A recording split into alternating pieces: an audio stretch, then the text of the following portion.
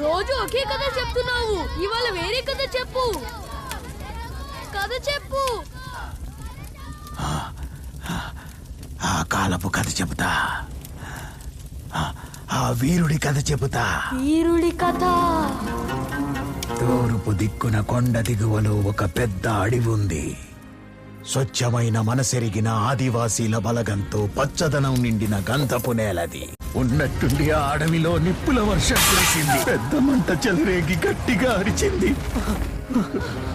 ఆ పెద్ద అడవి మాడి మసైపోయి జీవ కళలేని మనుషులున్న శ్మశానంలాగా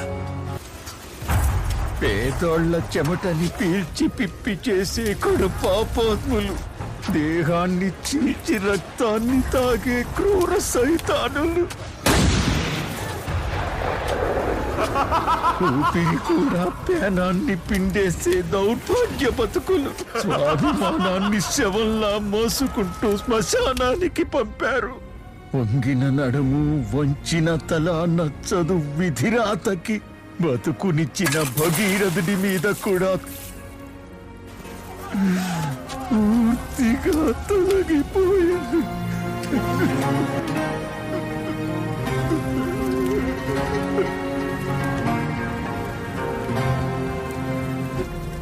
అయితే అదిరి చెదిరిపోయి సుక్కల్లో సందమామలాగా ఆకాశం శ్రీరాంచుల్లో దాక్కొని కూర్చున్నప్పుడు జ్వాల కన్నది ఒక జ్వాలాపుత్రుణ్ణి.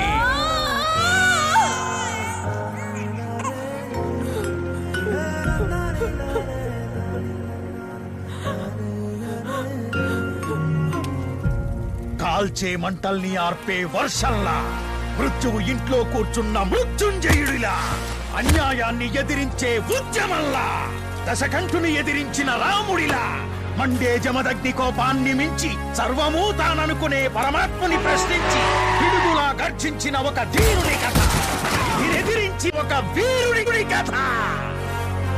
తర్వాత ఏమాడతను?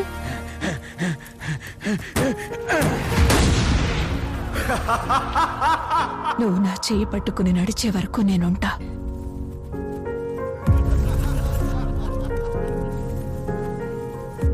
ముందు నువ్వు పోయి ధైర్యంగా వాళ్ళకెదురు నిలబడు.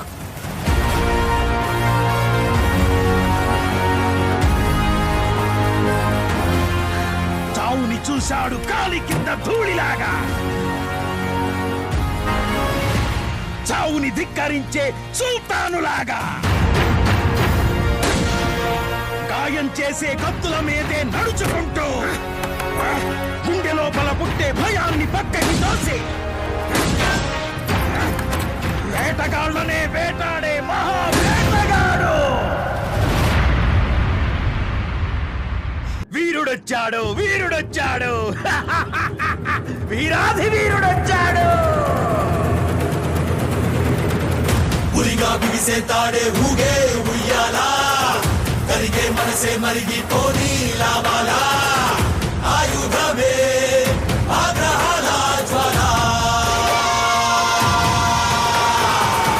రగిలే చూపులు మౌన శంఖారావంలా, ఎగసే